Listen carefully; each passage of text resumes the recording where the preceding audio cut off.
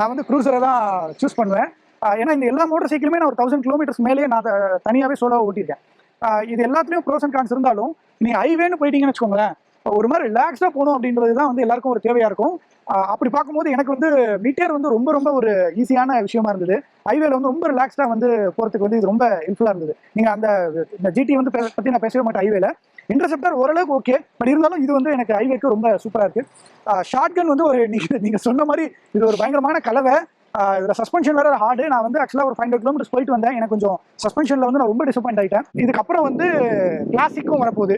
So இதே செக்மெண்ட்ல வந்து இன்னொரு கூடிய சீக்கிரமா கிளாசிக்கும் ஸ்பை ஷாட்ஸ்லாம் பார்த்துட்டு இருக்கோம் சோஷியல் மீடியாஸ்ல. ஆமா, ஸ்பை ஷாட்ஸ் வந்துட்டு இருக்கு. ஸோ கிளாசிக்கும் வந்துடும்.